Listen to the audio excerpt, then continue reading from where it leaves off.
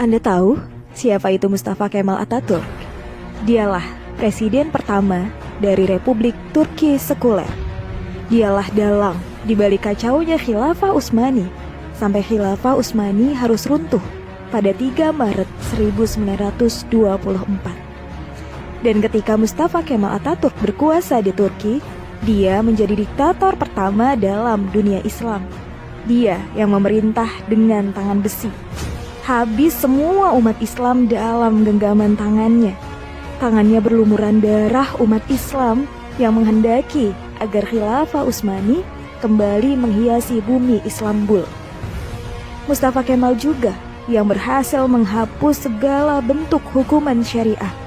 Dia yang menghapus hukum potong tangan bagi pencuri, hukum rajam bagi pezina, hukum kisos bagi pembunuh, lalu diganti semua itu dengan hukuman penjara.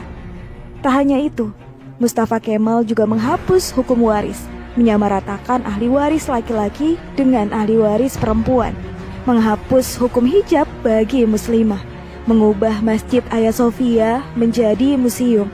Kalimat azan diganti menjadi bahasa Turki, menggalakkan minum-minuman khamr di tempat umum, dan menjadikan majelis-majelis ilmu, kemudian menggantinya dengan tempat-tempat lokalisasi pelacuran dan diskotik. Tak hanya mengubah sistem pemerintahan Turki yang islami menjadi sekuler, Mustafa Kemal juga memiliki sifat sombong sebagaimana Fir'aun.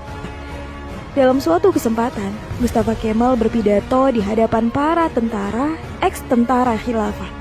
Dalam pidatonya itu, Mustafa Kemal membanggakan dirinya dengan berkata, "Kini, siapa yang berkuasa? Aku atau Tuhan?" Dengan perasaan takut, para tentara itu serentak mengucapkan, "Andalah paduka yang kami takutkan sekarang." Mendengar jawaban dari para tentara itu, senyum kesombongan mengukir di bibir Mustafa Kemal. Tapi semua itu berhenti ketika periode akhir Oktober 1938. Saat itu, Mustafa Kemal awalnya menderita penyakit kulit. Namun, Mustafa Kemal menderita penyakit tambahan yakni malaria, liver, dan penyakit kelamin. Dokter pribadinya pun memberi salep dan dioleskannya di kulitnya yang luka karena garukan dari kukunya. Dari Abdullah Azzam dalam bukunya Naratul Maf'udah menjelaskan prosesi ajal Mustafa Kemal Atatürk yang sangat mengerikan. Menurut Dr. Abdullah Azzam, sebuah cairan berkumpul di perutnya secara kronis. Ingatannya melemah, darah mulai mengalir dari hidungnya tanpa henti. Untuk mengeluarkan cairan dalam tubuhnya, dokter pun menusuk jarum di perutnya. Tapi hasilnya, perutnya membusung dan kedua kakinya bengkak. Wajahnya pun menjadi pusat pasi dan terlihat seperti tengkorak. Mustafa Kemal yang sedang sakit menderita itu, kesehariannya dilingkupi rasa panas yang luar biasa.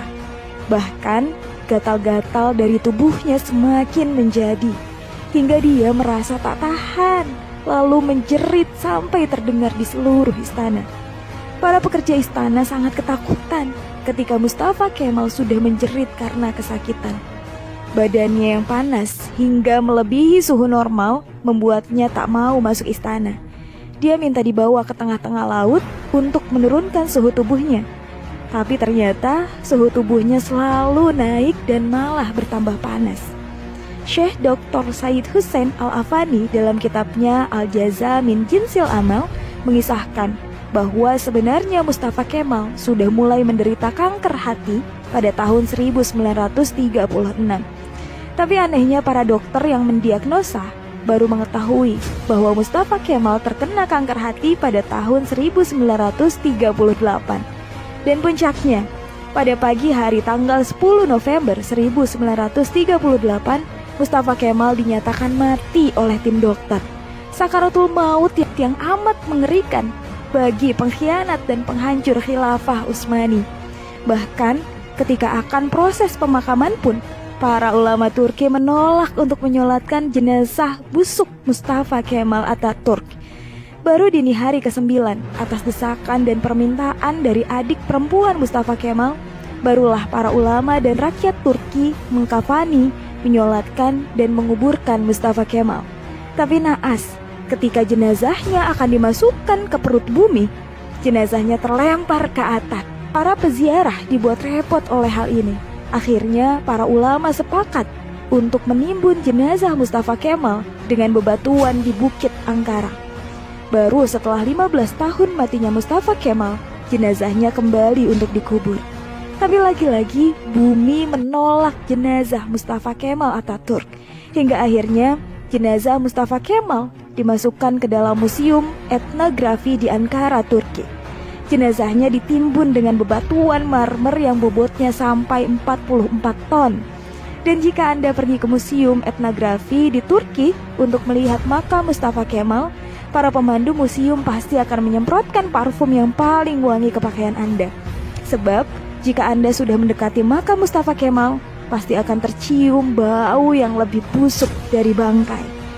Pihak museum pun mengakui jika sumber bau busuk itu bukan dari WC atau septic tank yang bocor, melainkan dari areal makam Mustafa Kemal Atatürk.